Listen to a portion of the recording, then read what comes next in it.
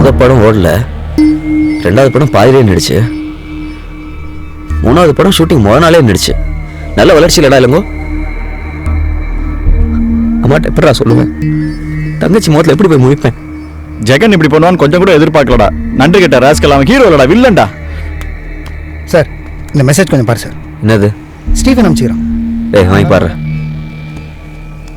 அந்த பையன் சூப்பரா எஸ்கேப் பண்ணப்பா. நான் தான் பிளஸிங் பண்ணேன். I am in loving the heroine Maha. Double side. Running to do marriage. Life is more important to cinema. Tell director. Sorry. அட பாவி ஸ்டீபனா, இந்த பொண்ணு எப்படா அவனை போய் லவ் பண்ணா? என்ன நம்பிக்கையில ஒண்ணா? என்ன கருமண்டா அதெல்லாம்? இதுக்கு மகா பேசாம ஷாப்பிங் மால்ல இருந்து விழுந்து தற்கொலை பண்ணிட்டு இருக்காமேடா. காலையில ஷூட்டிங் ஸ்பாட்ல நம்ம கூட இருந்தானே. டேய் அவ ஏதோ பிளான் பண்ணிருக்கான்டா. அந்த சனியை கால்ல விழுந்து ஆசீர்வாதம் எல்லாம் வாங்குச்சு. இந்த விஷயம் ஐயாக்கு தெரியுமா? இப்பதான் சொன்னேன். இப்ப ஐயா எங்க இருக்காரு? இங்கதான் வந்து நிற்கிறாரு. செத்தோண்டா.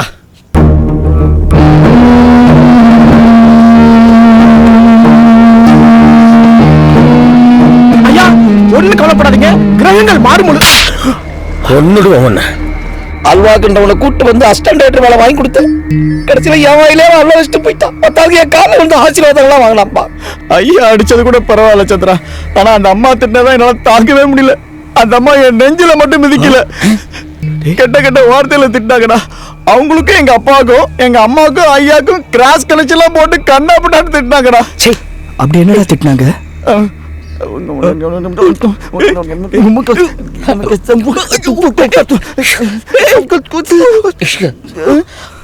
அவங்க என்னம்மா உனக்கும் கேட்டுருச்சா?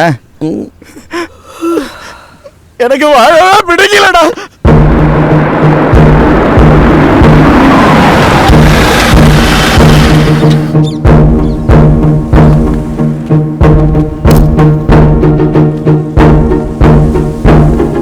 பின்ன சும்மா விடுவாரா? நாங்களாம் கூட பழகினவங்க தான். நீ தான் கூட்டு வந்தவன், உனக்கு தான் கவனிப்பு ஸ்பெஷலா இருக்கும். சத்தியம் ஏமா எருமையை ஸ்டார்ட் பண்ணிட்டான். நான் போட்ட பிட்ட எனக்கே ஓட்டுறீங்க. நீங்க வெளியிருங்கடா.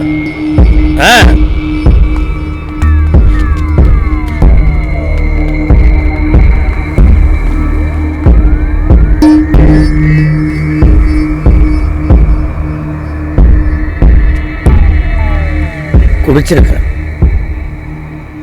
பிறந்ததுலேருந்து இது வரைக்கும் குடிக்காதன்னா, குடிக்காத குடிக்காதன்னு பாட்டு எழுதி மற்றவங்களை திருத்தினா இப்போ குடிச்சிருக்கு. நேற்றுலேருந்து ஒரே யோசனை, உங்கள் எல்லாரையும் போட்டில் ஏற்றிக்கிட்டு நாகப்பட்டினம் வரைக்கும் போகலாமா, 10 கிலோமீட்டருக்கு ஒருத்தனா சுட்டு சுட்டு போனோமா கடலில் வீசலாமான்னு யோசனை தோணும்ல.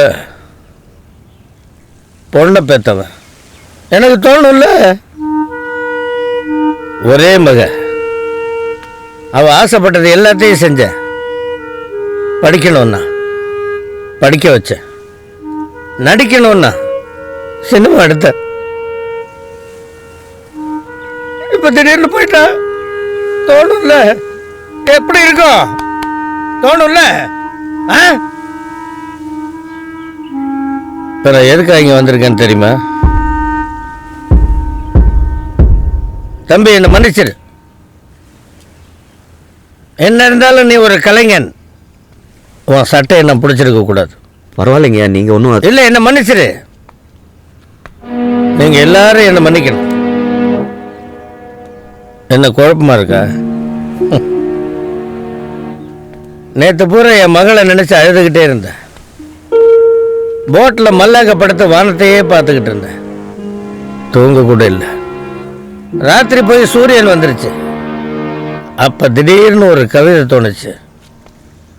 கிளிக்கு முளைக்கும் ரெக்க, அது பறந்து போச்சு தெக்க, மனசு முள்ளா தைக்க, நான் தனிமரமா நிக்க தனிமரம்.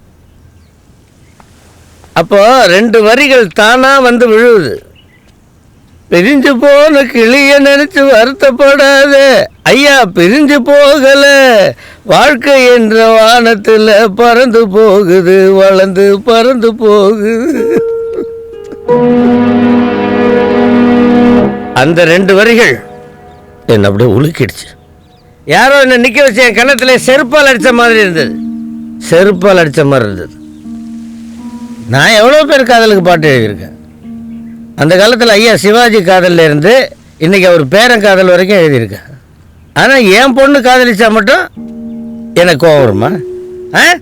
என்ன நியாயம் இது? மனுஷனானா? அவளோட ஒவ்வொரு வளர்ச்சியையும் பார்த்து பார்த்து ஆனந்தப்பட்டனா இன்னைக்கு அவளுக்கு வந்திருக்கிற காதலும் அவளோட வளர்ச்சி தாங்கிறத ஏன்டா புரிஞ்சுக்கல? அந்த 2 வரிகள் என் அறிவை திறந்துருச்சு. மனசு அப்படியே லேசாயிடுச்சு. நாம சொந்தம் நினைக்கிற எதுவுமே நமக்கு சொந்தம் இல்லை. ஒரு துரும்பு கூட நமக்கு சொந்தம் இல்லைங்கிறது புரிஞ்சிருச்சு. டேய் கருணா, ஐயா இது இருந்ததுனால தானே என் பொண்ணு என்கிட்ட சொல்றதுக்கு பயந்தா. இனிமே இந்த சனி எனக்கு வேணாண்டா. இதை கடல்ல தூக்கி போட்டு. ம் அந்த தம்பி எப்பாவது ஃபோன் பண்ணா என் மகளை கூப்பிட்டுக்கிட்டு தைரியமாக இங்கே வர சொல்லுங்க. அவங்களுக்கு ஒரு நல்ல வாழ்க்கையை நான் அமைச்சு கொடுக்குறேன். நான் வரேன். இவங்களெல்லாம் பார்த்து பத்திரமா அனுப்பி. ஆனால் ஒன்று, நான் இப்போ கவிஞன் ஆயிட்டேன். எப்போ நான் எழுதின வரிகள் என்னையே பாதிச்சதோ அந்த நிமிஷமே இந்த நெய்தல் ஜெயராமன் கவிஞன் ஆயிட்டான். என் மகளுக்கு நன்றி. என்ன அந்த பயலோட ஓடி இருக்க வேண்டாம். சரி, இதுவும் கடந்து போகும். கிளிக்கு முளைக்கு ரெக்க, அது பறந்து போச்சு தெக்க, மனசு முள்ள. நிஜமா தான் சொல்றாரா இல்ல போதையில் உள்ளறாரா? அந்த அரைச்சி நம்மளுக்கு என்னத்துக்கு? அவருக்கு தெளிவுறதுக்குள்ள நம்ம கிளம்பிடுவோம். ஆமாப்பா, ஆனா ஒரு விஷயம், ஐயாக்கு மட்டும் அந்த 2 வரி தோணல. நம்ம எல்லாம் இன்னைக்கு மார்ச் வரி தான் கிளம்புவோம் சார்.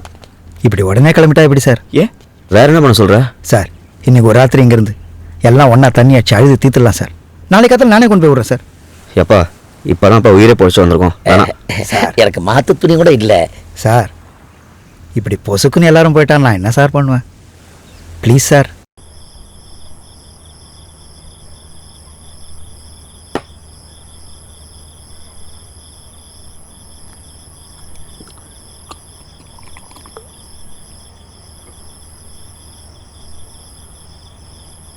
கடைசி பஸ்ஸும் போயிடுச்சு பாண்டியா.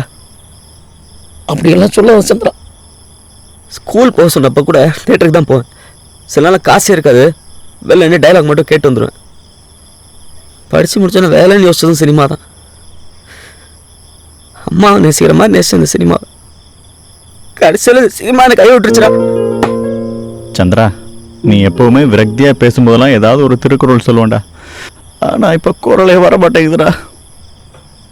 சினிமா பாதியில் நிற்கிறது நமக்கு ஒன்றும் புதுசு இல்லை. ஆனால் அது இந்த ஸ்டீஃபனால நின்னதாண்டா என்னால் தாங்க முடியல. என்னெல்லாம் கேட்டான்டா. ஒரு நாள் பிரியாமணி கவுண்டமணியோட பொண்ணா சார்னு கேட்டான். ஆனால் ஒன்று, எவனோ அவனுக்கு பயங்கரமாக ஹெல்ப் பண்ணியிருக்கான். அவன் யாருன்னு தெரில. நான் தான் சார். என்னடா சொல்ற? ஆமாம் சார், நான் தான் அவங்கள அனுப்பிச்சி வச்சேன். என்ன மஞ்சள் சொல்ற? எங்க அவங்க? எங்கேயும் இல்லை சார், இங்கே தான் பக்கத்தில் வச்சுருக்கேன். ஏன்டா இப்படி பண்ண பாவி? என் பணம் நின்று போச்சுடா. என் கதையை காப்பாற்ற எனக்கு வேறு வழி தெரில சார். என்னது உன் கதையா?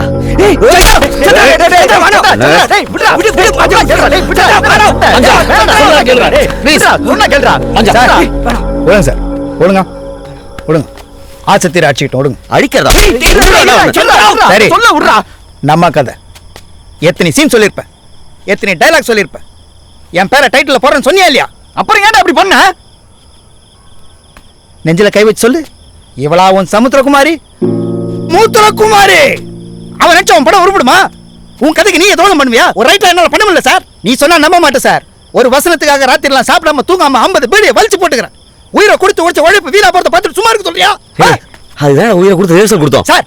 டாடா சுமோக்கு பஞ்சர் பண்ணலாம் சார். டைட்டானிக் கப்பலுக்கு போடுவியா? நான் எழுதி தரேன். 10 வருஷம் ரிஹர்சல் கொடுத்தாலும் அவளால நடிக்க முடியாது. ரைட்டா தப்பா? ரைட்டா தப்பா? சார், எனக்கு கூட ஆரம்பத்தில் நம்பிக்கை இருந்தது. ஆனால் ஒரு நாள் அந்த பொண்ணு உமா வந்து நடிச்சது பார்த்தியா? அன்னைக்கு முடிவு பண்ண இந்த மகா இல்ல பூங்கோழின்னு.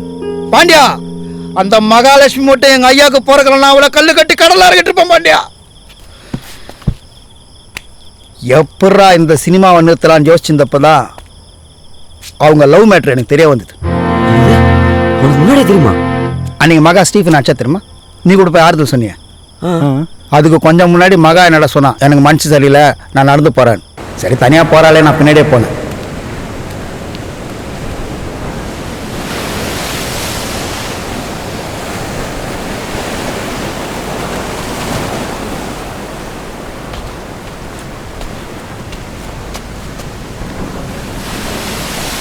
Stephen, sorry.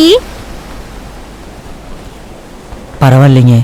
5 வயசில் அம்மா அடித்தப்போ கோவம் வந்துச்சு. அதுக்கப்புறம் அடிக்க அம்மா இல்லையேன்னு ஏக்க வந்துச்சு. இப்போ நீங்கள் அடித்தப்போ அடிக்கவும் அரவணைக்கவும் ஒருத்தி வந்துட்டான்னு மனசு சொல்லுது. அந்த டைலாக் சொல்லியா கவுத்தா? என்ன கர்மண்டா இதெல்லாம்? சந்திரா, இந்த டைலாக் ஒரு வகையில பார்த்தா நல்லா தானே இருக்கு. அடிங்க. அந்த டைலாக் சொன்னதுக்கு எப்படி வேணாம் தெரியுமான்ட்ட? ஏம்பா, இந்த டைலாக் உனக்கு ஒரு கொட்ட ஆகல, அவனுக்கு ஒரு கொட்ட ஆயிடுச்சுல்ல. அதான் சார், நல்லா யோசிச்சு பாரு. ஊத்தியா இவ்வளோ நம்ம சமுத்திரகுமாரி அன்னைக்கு ஆரம்பிச்சு லவ் கடன் டெவலப் ஆகி டாப் கியரில் போயினே இருந்தது. உன் ஞாபகதா? அதுக்கு மறுநாள் ஜங்கனுக்கு பதிலாக ஸ்டீஃபனை நிற்க வச்சு தெரியுமா? அன்னைக்கு கூட ரியாக்ஷன்லாம் நல்லா இருக்குதுன்னு சொன்னேன். அன்னைக்கு ஸ்டீஃபனுக்கு பின்னாடி நீங்களாம் நின்றுந்தீங்க, நான் ஸ்டீஃபனுக்கு இந்த பக்கம் நின்றுந்தேன். எனக்காகவா இவ்வளவும் செய்யற? எனக்கு வேற யார் இருக்கா?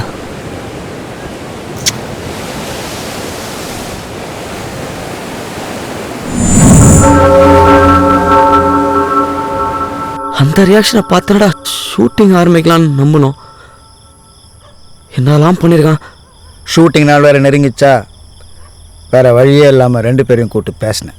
இதுக்கு ஒரே வழி, 2 பேரும் வீட்டை விட்டு ஓடி போய் கல்யாணம் பண்ணிக்கிறது தான். திருட்டு கல்யாணமா? வேற வழி இல்லை. நான் ஏதாவது இடம் பார்த்து தரேன், அங்கே இருந்துங்க. கொஞ்ச நாள் போட்டோம், பெரியவர்கிட்ட பக்குவமாக எடுத்து சொல்லி ஒரு மனசை மாற்ற வேண்டியது என் பொறுப்பு.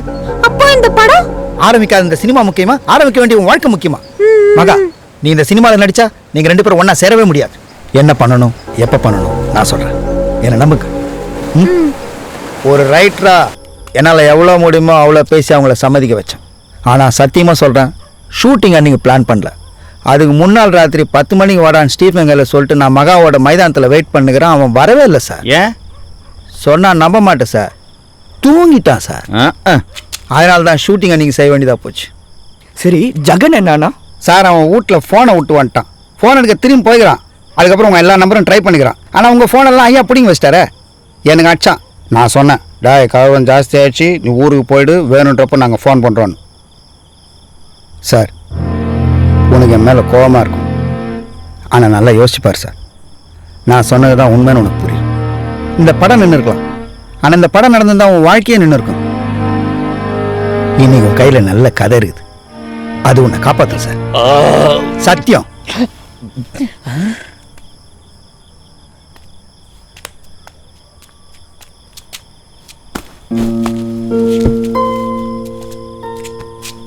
ஃபீல் பண்ணாத சந்திரா. யோசிச்சு பார்த்தா அவன் சொல்கிறான்டா உண்மை. அப்பா அம்மா ஃப்ரெண்ட்ஸுன்னு யார் சொல்லியுமே காம்ப்ரமைஸ் ஆகும் தான் நான் சினிமாவுக்கு வந்தேன். ஆனால் ஒரு கஷ்டம் வந்தோடனே முதல் படத்தில் கதையில் காம்ப்ரமைஸ் ஆனேன். இப்போ கதை விஷயத்தில் விட்டு கொடுத்துட்டேன். எங்கே தப்பு பண்ணு பொட்டில் அடித்த மாதிரி புரிய வச்சிட்டேன் மாஞ்சா. என்னதான் இருந்தாலும் மிடில் கிளாஸ் மனசாட்சியோட திறந்தான் செத்து பழைக்கிற மாதிரி மீனவ மனசாட்சி ஸ்ட்ராங்னு காட்டிட்டேன். சினிமா தான் வாழ்க்கை நம்பிக்கையோட தான் சென்னைக்கு வந்தோம். அந்த நம்பிக்கை விட்டுறக்கூடாதா? கரெக்டா சொன்ன சந்திரா, நீ ஒன்றும் கவலைப்படாத. திருப்பூர்ல எனக்கு தெரிஞ்ச பனியன் கம்பெனி ஓனர் ஒருத்தர் இருக்கிறாரு. யாரே? யாரோ சிஎஸ்.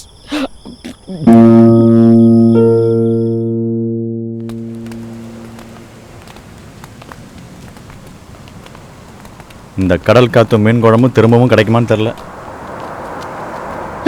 ஐயோ, கார் வருது. ஒருவேளை ஐயா கவிதை எழுதி மனசு மாதிரி கையில கட்டையோட வர்றாரோ? சார், சின்னவர் சார். நீ ஏன் வீதியிலேயே இருக்க? வாங்கின அடி அந்த மாதிரியா? அது ஒரு சரி. நிமிஷம் எப்படி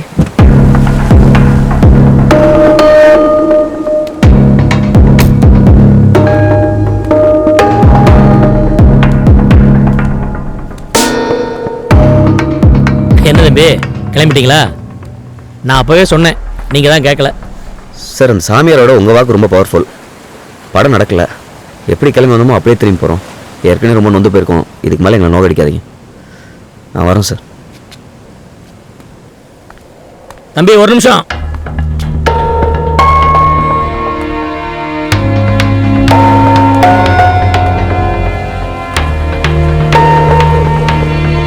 நான் இது வரைக்கும் எனக்காக எதுவுமே பண்ணதில்லை. எப்போ பார்த்தாலும் அந்த ஆளுக்கு ஏட்டிக்கு போட்டியாக தான் எல்லாமே பண்ணிட்டு இருந்தேன். ஆனால் நீ அன்றைக்கி வந்து பேசி போனல, அப்போ தான் எனக்கே புரிஞ்சது. வாழ்க்கையில் எனக்காகவும் ஏதாவது பண்ணணும்னு சொல்லிட்டு அன்றைக்கி தான் முதல் தடவையாக முடிவெடுத்தேன். இந்த படம் நடக்கும். நான் எடுக்கிறேன் இந்த படத்தை. சார் நீங்கள் சொல்கிறது சத்தியம். அப்படியே கிளம்புவாங்க, நம்ம போய் ஜூஸுக்கு போவோம். அப்புறம் என்ன கிளம்புவோம். ஆனா ஒரே ஒரு கண்டிஷன், ஹீரோ என் பையன். ஓகேவா? என்னடா பண்ணலாம் தம்பி யோசிக்காதீங்க, வாங்க போலாம். சார்? கொஞ்சம் இப்படி வாங்க, ஒரு நிமிஷம் சார். யோசிக்காம ஒத்துங்க சார், பண்ணுவார் சார் இவரு. என்ன மச்சான் சொல்கிற நீ? என்ன மாஞ்சா நொன்ன மாஞ்சான்ட்டு நல்ல டைமுக்காக காத்திருந்தோம். டைட்டன் ஷோரூமே வருது. இதுக்கு மேல என்னடா? இவனுங்களை நம்பி எப்படிடா போகுது? வீட்டுக்கு போய் என்ன பண்ண போற? இங்க இருந்து இதென்னு பாப்போம். கரெக்டா சொன்ன பாண்டியா. எடுத்தா படம், இல்லைன்னா பாடம். டேய், ஒரு குண்டா மீன் குழம்புக்காக என்ன வேணா சொல்லுவியா நீ? அவர் பையனை ஹீரோ வச்சு பண்ண சொல்கிறாரு. இப்போ தான் சமுத்திரம் மாறிட்ட மாட்டி தப்பிச்சோம். அந்த பையன் நல்லா இருப்பான் சார், எனக்கு தெரியும். ஒத்துங்க. அப்போ ஹீரோயின் உமாதான் சிறப்பா இருக்கும். சத்தியம் கிளி கத்துது. யோ, அது காக்காயா? அது இன்னும் விசேஷம். டேய், அப்போ நம்ம ஜெகன் நீ டைரக்டர் ஆகிறது முக்கியமா இல்ல ஜெகனை ஹீரோ ஆக்குறது முக்கியமா? யோசிக்காத. கொக்கக்க கூம்பும் பருவத்து ம் ஓகே சார்.